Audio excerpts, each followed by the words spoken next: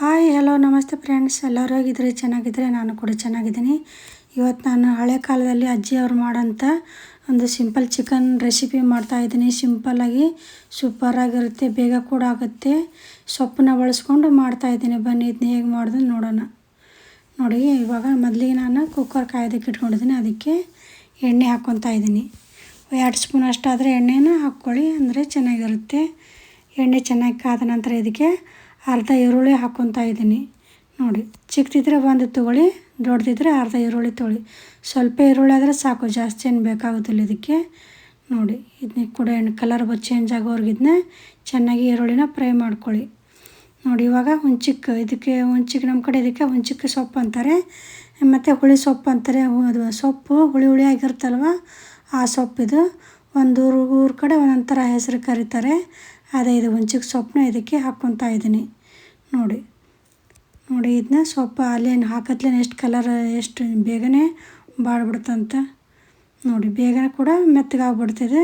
ಇದನ್ನೆಲ್ಲ ಎಣ್ಣೆಲಿ ಚೆನ್ನಾಗಿ ಇದನ್ನ ಎಲ್ಲನೂ ಮೆತ್ತಗಾಗುವಾಗ ಇದನ್ನ ನೀಟಾಗಿ ಚೆನ್ನಾಗಿ ಮಿಕ್ಸ್ ಮಾಡಬೇಕು. ಈ ಥರ ನೋಡಿ, ಇದೆಲ್ಲ ಸೊಪ್ಪು ಚೆನ್ನಾಗಿ ಎಣ್ಣೆಲಿ ಫ್ರೈ ಆಗಬೇಕು. ಆ ಥರ ಇದನ್ನು ನೀಟಾಗಿ ನೋಡಿ, ಈ ಥರ ನೀಟಾಗಿ ಚೆನ್ನಾಗಿ ಮೆತ್ತಗಾಗುವಾಗ ಇದನ್ನ ಫ್ರೈ ಮಾಡ್ಕೊಳ್ಳಿ. ಇದಾದ ನಂತರ ಇದಕ್ಕೆ ಸ್ವಲ್ಪ ನೋಡಿ ಒಂದು ಮುಷ್ಟಿಯಷ್ಟು ಮೆಂತ್ಯ ಸೊಪ್ಪು ಹಾಕ್ಕೊತಾ ಇದ್ದೀನಿ.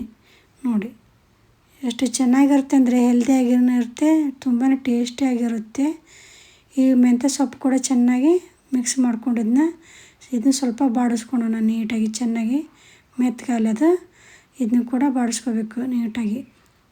ನೋಡಿ, ಎಷ್ಟು ಚೆನ್ನಾಗಿರುತ್ತೆ ಅಂದರೆ ಅಷ್ಟು ಸೂಪರಾಗಿ, ಮತ್ತು ಬೇಗ ಕೂಡ ಆಗಿಬಿಡುತ್ತೆ, ಅಷ್ಟು ಚೆನ್ನಾಗಿರುತ್ತೆ. ಅದಾದ ನಂತರ ಇದಕ್ಕೆ ಚಿಕನ್ನ ಕ್ಲೀನಾಗಿ ತೊಳೆದಿಟ್ಕೊಂಡಿರೋಂಥ ಚಿಕನ್ನ ಇದಕ್ಕೆ ಹಾಕ್ಕೊಂಡಿದ್ದೀನಿ. ಅದಾದ ನಂತರ ಇದಕ್ಕೆ ಸ್ವಲ್ಪ ಅರಿಶಿನ ಪೌಡ್ರನ್ನ ಹಾಕ್ಕೋಬೇಕು. ನೋಡಿ, ಸ್ವಲ್ಪ ಅರಿಶಿನ ಹಾಕ್ಕೊಂಡು ಅದಾದ ನಂತರ ಇದಕ್ಕೆ ಕಲ್ಲುಪ್ಪು ಹಾಕ್ಕೊತಾ ಇದ್ದೀನಿ ನಾನು. ನೋಡಿ, ಇದಕ್ಕೆ ಚಿಕನ್ಗೆ ಆಗೋಷ್ಟು ಇದಕ್ಕೆ ಕಲ್ಲುಪ್ಪು ಹಾಕ್ಕೊಂಡಿದ್ದೀನಿ.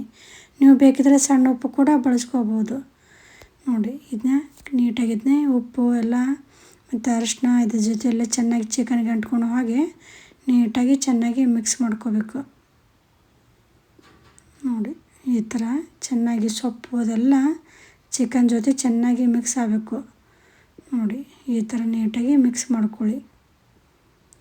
ಇದು ರೊಟ್ಟಿ ಚಪಾತಿಗೆ ಸೂಪರಾಗಿರುತ್ತೆ, ಮತ್ತು ರಾಗಿ ಮುದ್ದೆ ತಿನ್ನೋರಿಗೆ ಇನ್ನೂ ಸೂಪರಾಗಿರುತ್ತೆ, ಅದು ಕೂಡ ಚೆನ್ನಾಗಿರುತ್ತೆ ಇದು. ಇವಾಗ ಇದನ್ನ ಬೇಯಿಸ್ಕೋಬೇಕು ಸ್ವಲ್ಪ ಹೊತ್ತು.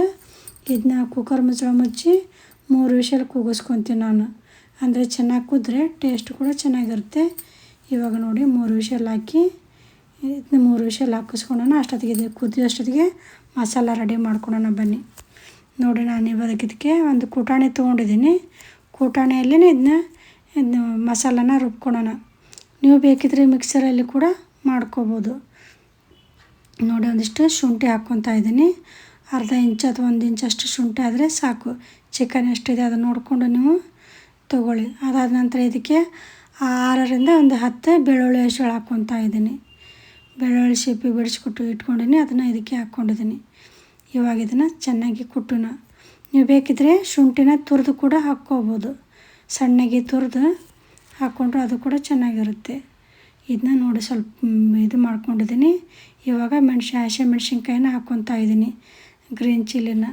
ನೀವು ಖಾರ ನೋಡಿಕೊಂಡು ಹಾಕ್ಕೊಳ್ಳಿ. ನೋಡಿ, ನೀವು ಖಾರ ಎಷ್ಟು ತಿಂತೀರ ಅದನ್ನು ನೋಡಿಕೊಂಡು ಹಾಕ್ಕೊಳ್ಳಿ. ನಾವು ಸ್ವಲ್ಪ ಉತ್ತರ ಕರ್ನಾಟಕ ಕಡೆ ಜಾಸ್ತಿನೇ ಖಾರ ತಿಂತೀವಿ, ಅದಕ್ಕೆ 5 ಮೆಣಸಿನ್ಕಾಯಿ ಹಾಕ್ಕೊಂಡಿದ್ದೀನಿ. ನೀವು ಖಾರ ನೋಡಿಕೊಂಡು ನಿಮ್ಮ ಟೇಸ್ಟ್ ತಕ್ಕಂಗೆ ನೀವು ಹಸಿಮೆಣ್ಸಿನ್ಕಾಯಿನ ಹಾಕ್ಕೋಬೋದು. ಅದಾದ ನಂತರ ಇದಕ್ಕೆ ಒಂದಿಷ್ಟು ಕೊತ್ತಂಬರಿ ಸೊಪ್ಪು ಹಾಕ್ಕೊಂಡಿದ್ದೀನಿ. ನೋಡಿ, ಎಷ್ಟು ಕೊತ್ತಂಬರಿ ಸೊಪ್ಪು ಆದರೆ ಸಾಕು, ಜಾಸ್ತಿ ಏನು ಬೇಕಾಗೋದಿಲ್ಲ. ನೋಡಿ, ನೀಟಾಗಿ ಚೆನ್ನಾಗಿ ಇದನ್ನ ಕೂಡ ಕುಟ್ಕೊಳ್ಳೋಣ.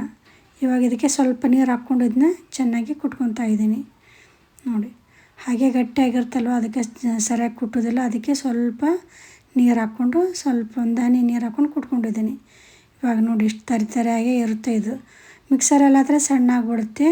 ಕುಟ್ಕೊಂಡಿದ್ದೀವಲ್ವ ಇದರಲ್ಲಿ ನಾವು ಕುಟಾಣಿಯಲ್ಲಿ, ಅದಕ್ಕೆ ಈ ಥರ ತರಿಯಾಗಿರುತ್ತೆ. ಇದು ಟೇಸ್ಟ್ ಸೂಪರಾಗಿರುತ್ತೆ. ನೋಡಿ, ಎಷ್ಟು ಘಮ ಅಂತಿದೆ ಅಂದರೆ ಮಿಕ್ಸರಲ್ಲಿ ಮಾಡಿದರೆ ಅಷ್ಟೊಂದು ಈ ಥರ ಟೇಸ್ಟ್ ಬರೋದಿಲ್ಲ. ಈ ಥರ ಮಾಡಿ ನೋಡಿ ನೀವು, ಸೂಪರಾಗಿರುತ್ತೆ. ಬನ್ನಿ, ಇವಾಗ ಆವಾಗಲೇ ಚಿಕನ್ ಇಟ್ಟಿದ್ವಲ್ವ ಬೇಯಿಸ್ಕೊಳಕ್ಕೆ, ಅದೇನಾಗಿದೆ ಅಂತ ನೋಡೋಣ. ನೋಡಿ, ಕುಕ್ಕರ್ 3 ವಿಷಲ್ ಕೂಗಿದೆ. ಗ್ಯಾಸ್ ಸ್ಟವ್ನ ಆಫ್ ಮಾಡಿದ್ದೀನಿ.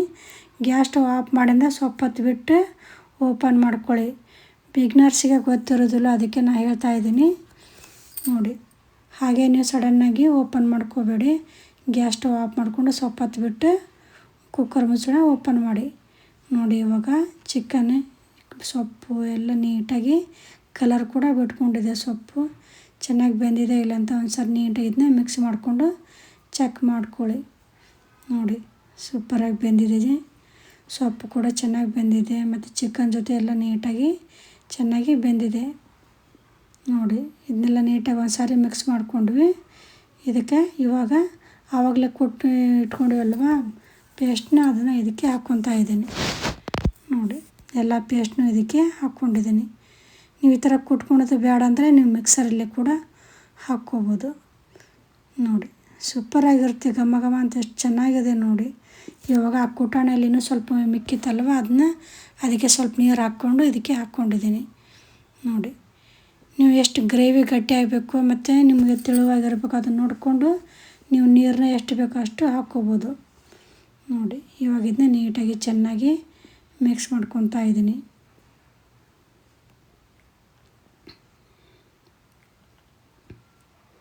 ಇವಾಗ ಇದು ಸ್ವಲ್ಪ ಚೆನ್ನಾಗಿ ಬೆನಿಬೇಕು. ಇದಕ್ಕೆ ಇನ್ನೂ ಸ್ವಲ್ಪ ನೀರು ಹಾಕ್ಕೊಂಡಿದ್ದೀನಿ ನಾನು. ನಿಮ್ಗೆ ಎಷ್ಟು ನೀರು ಬೇಕು ಅದನ್ನು ನೋಡಿಕೊಂಡು ಹಾಕ್ಕೊಳ್ಳಿ.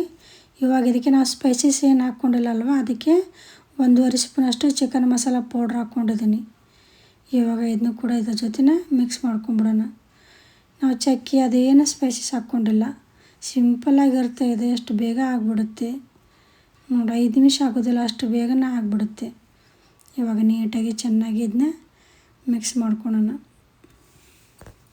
ನೋಡಿ. ಸೊಪ್ಪೆಲ್ಲ ಬಿಡಿಸಿಟ್ಕೊಂಡ್ಬಿಟ್ರೆ 5 ನಿಮಿಷ ಆಗೋದಿಲ್ಲ, ಬೇಗ ಆಗಿಬಿಡುತ್ತೆ ಇದು.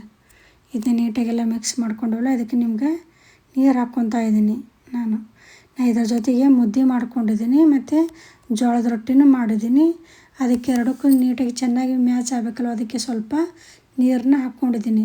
ನೀವು ಗಟ್ಟಿಯಾಗಿರ್ಬೇಕಂದ್ರೆ ನೀವು ಗಟ್ಟಿಯಾಗಿ ಕೂಡ ಮಾಡ್ಕೋಬೋದು ಗ್ರೇವಿ ಥರ ನೋಡಿ. ಇದನ್ನೆಲ್ಲ ನೀಟಾಗಿ ಚೆನ್ನಾಗಿ ಮಿಕ್ಸ್ ಮಾಡ್ಕೋಬೇಕು. ಇವಾಗ ನೀರು ಹಾಕಿಂದ ಒಂದು ಸಾರಿ ಮಿಕ್ಸ್ ಮಾಡಿಕೊಂಡೆ.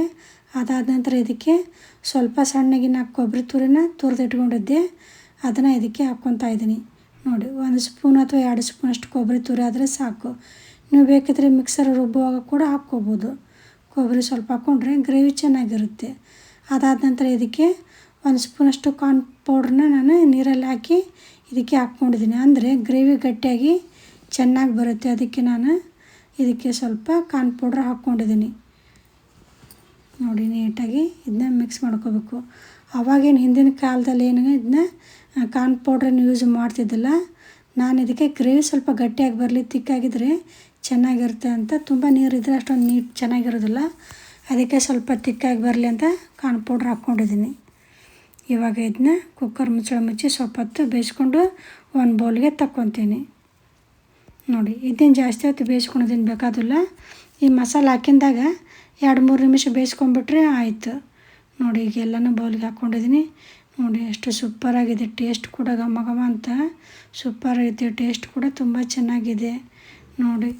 ಸಡನ್ನಾಗಿ ನೀವು ಯಾವಾಗಾದ್ರೂ ನೈಟ್ ಟೈಮು ರಾತ್ರಿ ಹೊತ್ತಿನಾಗ ಈ ಥರ ಬೇಕಂದಾಗ ಮಾಡಿಕೊಂಡು ತಿನ್ಬೋದು. ಸೂಪರಾಗಿರುತ್ತೆ. ಮತ್ತು ನೋಡಿ ಎಷ್ಟು ಚೆನ್ನಾಗಿದೆ. ಮುದ್ದೆ, ರೊಟ್ಟಿ, ದೋಸೆ ಯಾವುದಕ್ಕಾದ್ರೂ ತುಂಬಾ ಸೂಟ್ ಆಗುತ್ತೆ. ರೈಸ್ಗೆ ಎಲ್ಲದಕ್ಕೂ ಚೆನ್ನಾಗಿರುತ್ತೆ ಮತ್ತು ಬೇಗ ಕೂಡ ಆಗುತ್ತೆ. ನೀವು ಕೂಡ ಖಂಡಿತ ಟ್ರೈ ಮಾಡಿ, ಹೇಗಿತ್ತು ಅಂತ ಕಮೆಂಟ್ ಮಾಡಿ ತಿಳಿಸಿ. ಯಾರೆಲ್ಲ ಸಬ್ಸ್ಕ್ರೈಬ್ ಮಾಡದೆ ನೋಡ್ತಿದ್ರು ದಯವಿಟ್ಟು ಸಬ್ಸ್ಕ್ರೈಬ್ ಮಾಡ್ಕೊಳ್ಳಿ, ಸಪೋರ್ಟ್ ಮಾಡಿ ನೋಡಿ. ಟ್ರೈ ಮಾಡಿ, ನೀವು ಚೆನ್ನಾಗಿರುತ್ತೆ. ದೇವರೆಲ್ಲರಿಗೂ ಒಳ್ಳೇದು ಮಾಡಿ. ನಮಸ್ಕಾರ.